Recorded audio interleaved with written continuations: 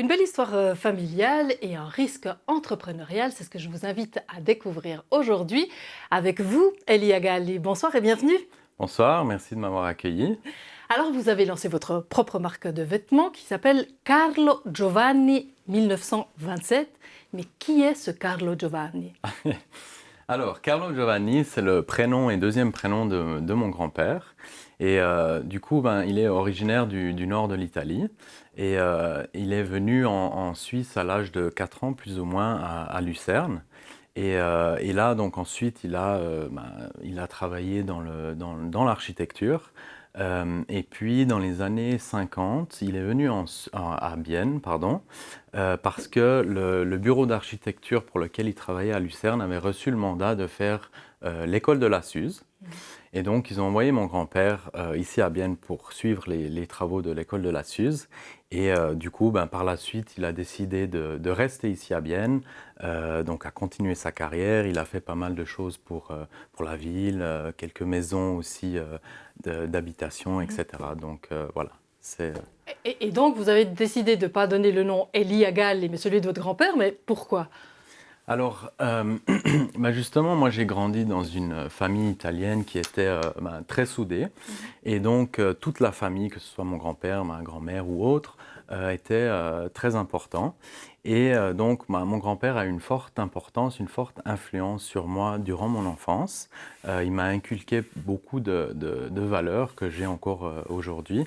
Et justement, c'est aussi une personne que j'admire énormément de par son passé, qu'est-ce qu'il a fait à travers sa vie.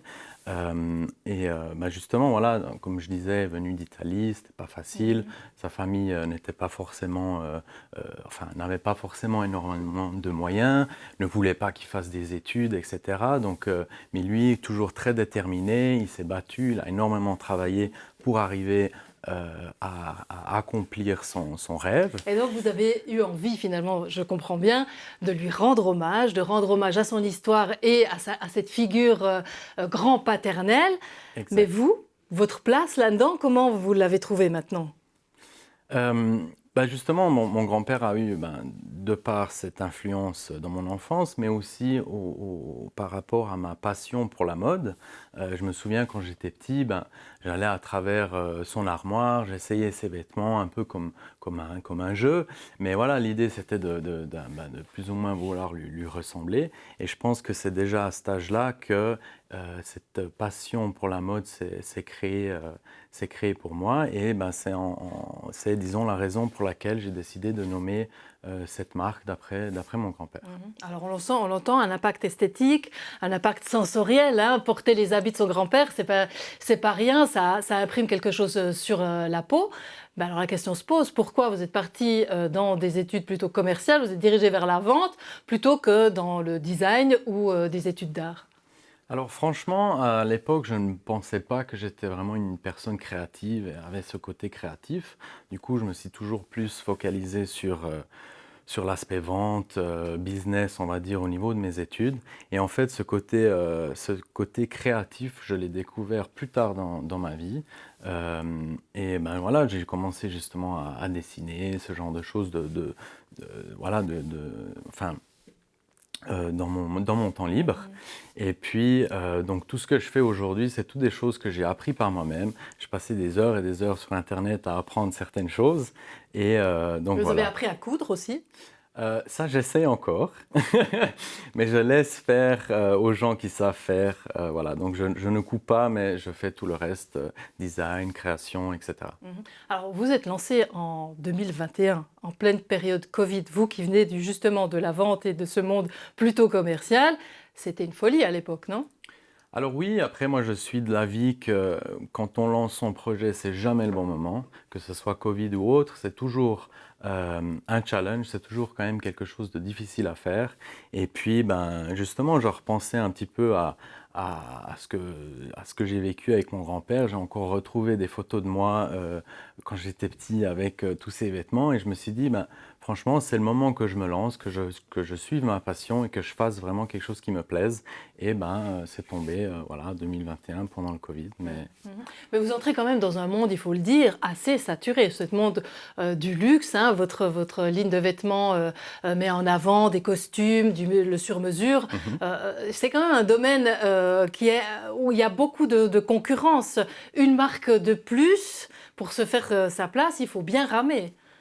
Oui, alors après, il faut aussi amener quelque chose de nouveau en quelque sorte. Et je pense que dans le domaine de la mode, il faut réussir à trouver sa niche et aussi donc apporter quelque chose de nouveau, mais également essayer d'apporter certaines améliorations, si je puis dire.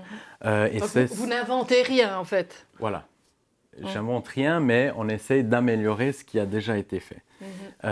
Et du coup, c'est ce que j'essaye de faire avec Carlo Giovanni, mais surtout du point de vue durabilité. Donc justement, si maintenant je compare à d'autres marques, voilà, toutes mes créations sont entièrement sur mesure. Je ne fais pas de prêt-à-porter.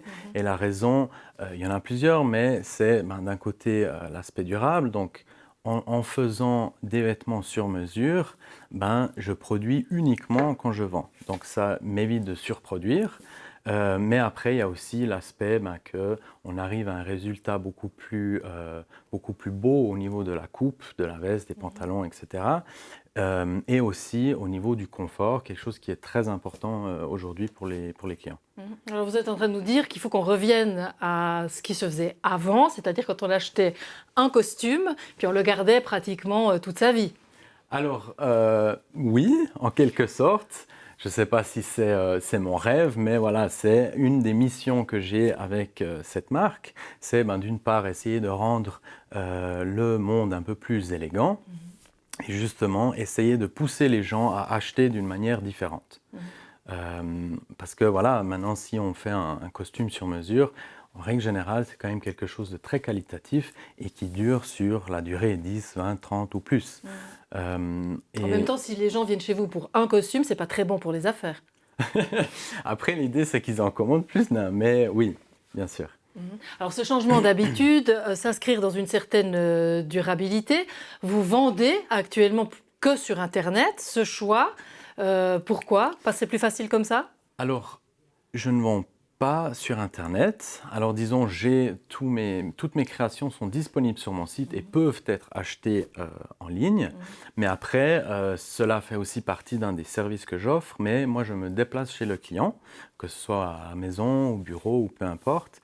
Et donc, ça, c'est principalement pour les gens de la Suisse. Donc, je me déplace dans toute la Suisse. Donc, non, c'est plutôt de manière physique.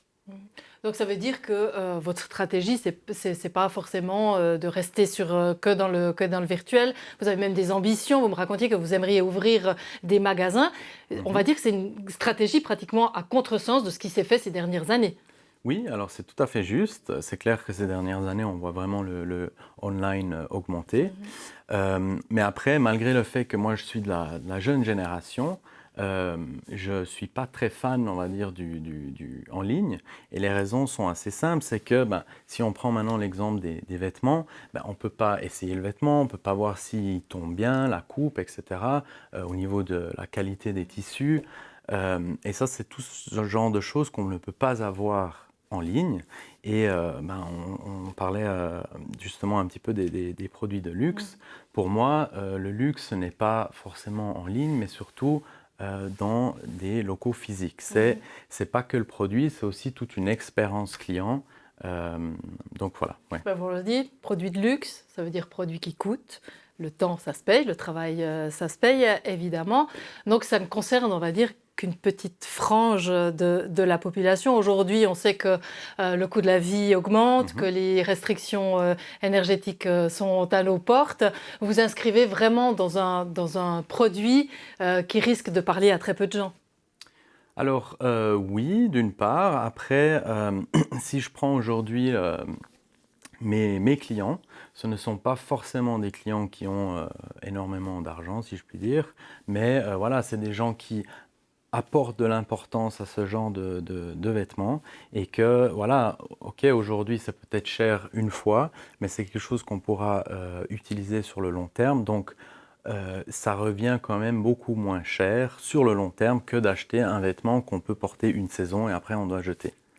Alors, Elie et Agali, on vous souhaite bon vent avec cette entreprise qui rend hommage à votre grand-père Carlo Giovanni, deuxième prénom, on précise. Et puis, merci d'être venu. Merci à vous, merci de m'avoir accueilli, c'était très sympa. Voilà, c'en est tout pour aujourd'hui. Bonne suite sur Télébilingue.